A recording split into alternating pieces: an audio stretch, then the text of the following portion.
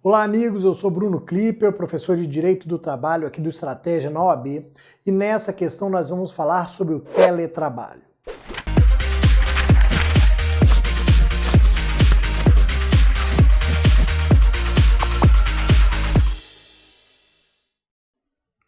Qual que é a ideia, pessoal, aqui sobre teletrabalho? O que nós temos que lembrar de acordo com a CLT para respondermos a essa questão que já foi cobrada no exame de ordem pela FGV, pela Fundação Getúlio Vargas? A ideia é a seguinte: independentemente de onde eu esteja desenvolvendo a minha atividade, eu sou o empregado daquela empresa se presentes os requisitos do vínculo de emprego.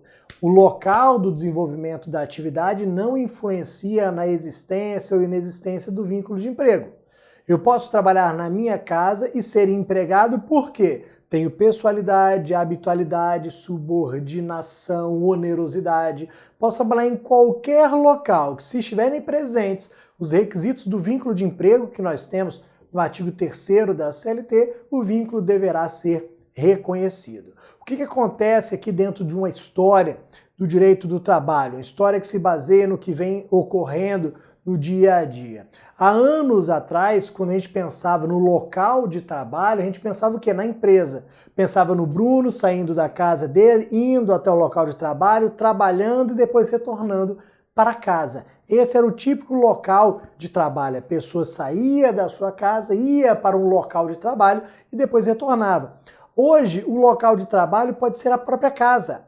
Então eu não saio da minha casa para desenvolver atividade, porque essa atividade se faz à distância, o trabalho à distância, o trabalho chamado de teletrabalho. O teletrabalhador é aquele que desenvolve a sua atividade à distância, se nós considerarmos a empresa o empregador. Só que olha o que acontece, nós temos que lembrar que o artigo 6º da CLT trata, mesmo que timidamente, da matéria. Se nós pegarmos o artigo 6º da CLT, nós vamos perceber o seguinte, que não há diferença entre aquele que trabalha na empresa, aquele que trabalha na sua casa ou em qualquer lugar. Nós não temos uma diferença aqui entre o empregado e o teletrabalhador, não. E o parágrafo único do artigo 6º, ele deixa claro que há subordinação da mesma forma. Eu trabalho em casa, há subordinação da mesma forma como se eu trabalhasse na empresa. E esse parágrafo único do artigo 6º deixa claro que os meios informatizados serão utilizados para impor essa subordinação.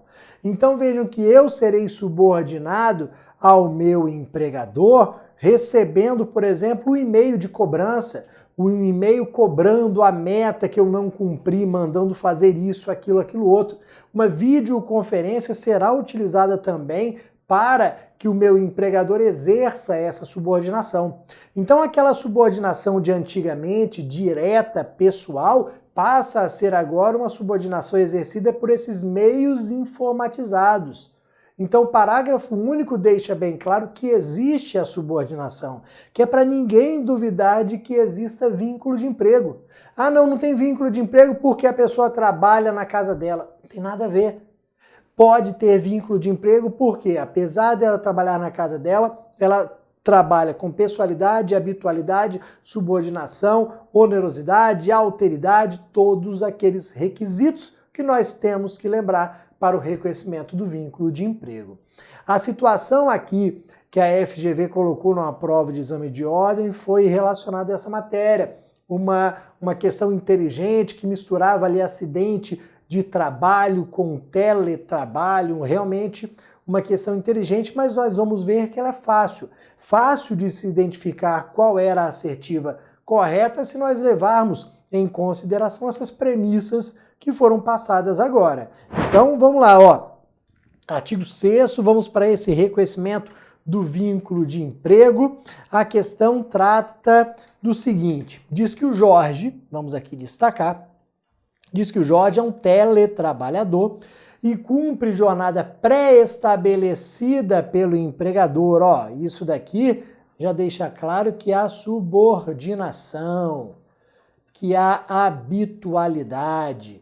Ele tem uma jornada que é estabelecida pelo empregador. Então tem ali a subordinação, tem a sua habitualidade, que o monitora por meios telemáticos, novamente a ideia da subordinação, novamente a subordinação do parágrafo único do artigo 6º que eu falei com vocês. A empresa montou um home office na residência do empregado, fornecendo móveis, mesa e cadeira ergonômica, computador e impressora. Em determinado dia de trabalho, quando conferia relatórios, a cadeira em que Jorge estava sentado quebrou e ele, devido à queda violenta, machucou-se. Na hipótese de acordo com a lei. Aqui, galera, artigos 3º e 6º da CLT. Terceiro que você conhece, que trata dos requisitos para a configuração do vínculo de emprego, para o reconhecimento do vínculo de emprego, e o artigo 6º que eu tratei com vocês, que trata desse teletrabalho. Então, de acordo com a lei, de acordo com os artigos 3º e 6º da CLT, o que nós temos? Olha a letra A. O que a letra A traz para a gente? Ocorreu acidente de trabalho. Como ele quebrou, a cadeira quebrou, ele caiu, ocorreu acidente de trabalho, sendo irrelevante se o trabalho é prestado na residência do empregado. Galera, por que ocorreu acidente de trabalho? Porque ele estava trabalhando, porque ele é empregado, sendo irrelevante se o trabalho é prestado na residência do empregado ou não.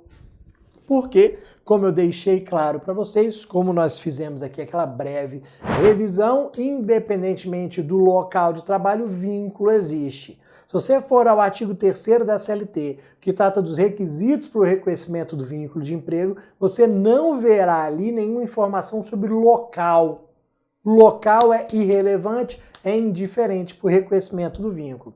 No texto, a FGV deixou claro que havia subordinação, que havia habitualidade. Então ela foi construindo a ideia de que o vínculo de emprego existia independentemente do local em que era prestado. Se ele estava trabalhando, caiu, se machucou, é acidente de trabalho, não é acidente comum. É diferente de eu estar no final de semana em casa, numa cadeira lá do computador, ela quebrar e eu me machucar. Nessa segunda hipótese, não será acidente de trabalho, eu não estava trabalhando. Aqui eu estava no meu home office, na minha casa, trabalhando. Por isso que é acidente de trabalho de acordo com a letra A. Olha, vamos lá eliminar as demais. A letra B, não se pode cogitar de acidente de trabalho no teletrabalho, pois o empregado está em seu domicílio e não sob as vistas do empregador. Nada a ver.